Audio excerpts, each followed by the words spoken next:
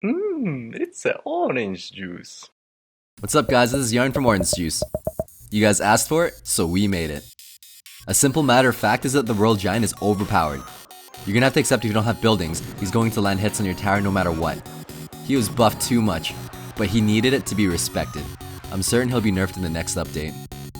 The best cards to counter the World Giant are Inferno, Mini PEKKA, and Barbarians. With an Inferno, a reactive plant is highly effective. Place the Inferno 2 tiles from the tower, right as he's almost within range of your arena tower. Easy positive elixir trade. If you messed up your timing, you can zap to reset the World Giant's target. If you couldn't aggro the Inferno in time, you can still reset his aggro. Planting troops inside of him will push him slightly out of distance of the arena tower. Even better, if you took down an arena tower, you can use the Inferno to push him out of range. Plant it one tile above your field, on the bridge.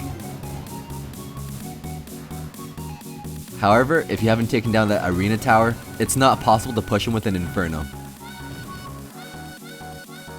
On the flip side, if your opponent has lane control over you, it can seem impossible to avoid taking damage from the World Giant. Even if you react with an Inferno, then reset his targeting with Zap, he'll still have gotten a few shots in, and it was a negative elixir trade. You can push him with an Inferno, but if you overshoot and end up planting it too far, it'll just push him closer. Phone Cats once said, every card that you play, there's an exact perfect spot for it. You want to plant your Inferno precisely 2 tiles from the river. It'll actually shove him out of range of your arena tower, and cause him to aggro onto your structure. Why does this work? This is the approximate space he actually occupies. It's referred to as the hitbox. If you plant a tower on the edge, it doesn't touch his hitbox.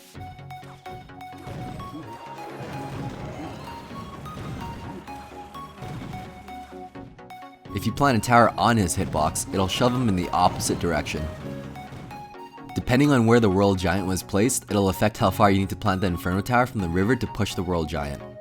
If he's planted on the tiles facing the King's Tower, you can plant the Inferno 2 tiles from the river. Beside the King's Tower, you need to plant the Inferno 3 tiles from the river. Around the edge, you'll need to plant the Inferno 4 tiles from the river.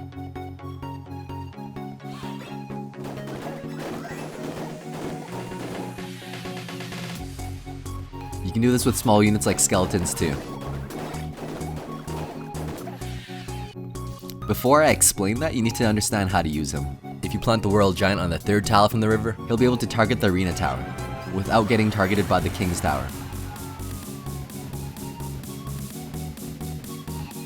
If you plant the World Giant on the 4th tile from the river, he'll target the arena tower, but he's now within range of the King's Tower. You can building push with the World Giant at 3 tiles and 4 tiles. But you can only troop push when the World Giant is planted 3 tiles from the river. Why would you ever need to push with small units instead of just using a building? Maybe they have supporting units, and planting the Inferno far right is the only way to ensure the Inferno locks onto the World Giant. Having lane control really helps. I pulled the Barbarians away from the World Giant to ensure my Inferno would target him. Another card that can counter the World Giant is the Cannon. The optimal distance is 3 tiles from the river, and 1 tile from the arena tower. Alone, the Cannon isn't an effective counter.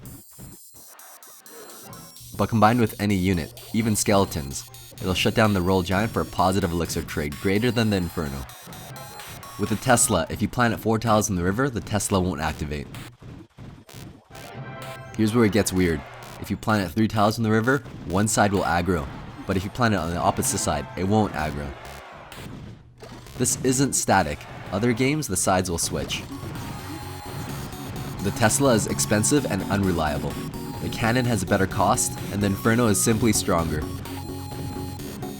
If the World Giant is alone, goblins or skeletons are really strong.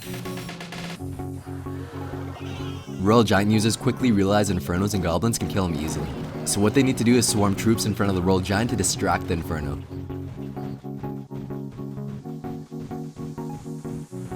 You just gotta be a step ahead of them and pack Zap or Splash units. Minion Horde is really strong at countering the World Giant, but it's low reward for such a high risk move. You only stand to gain 1 elixir advantage if you succeed.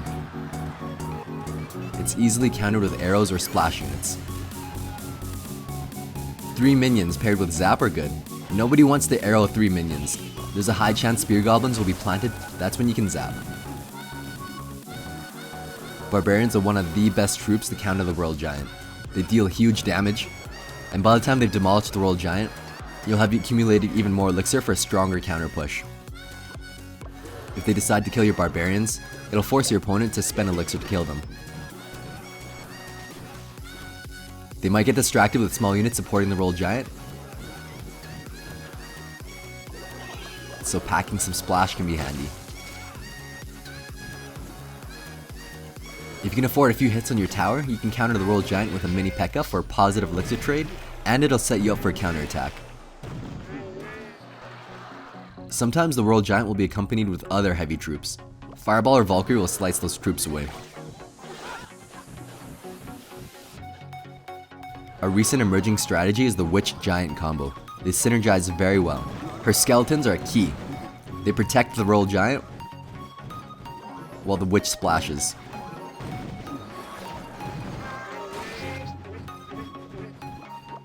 Counter with a Splank like Valkyrie and Inferno for a positive elixir trade.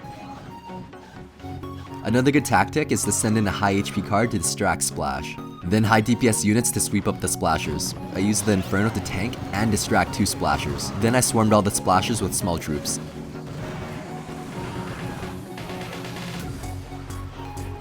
Occasionally you'll see a World Giant 3 Musketeer combo. Best way to deal with this is with a rocket. If you aren't packing a rocket, Freeze with Valkyrie or Barbarians work really nicely.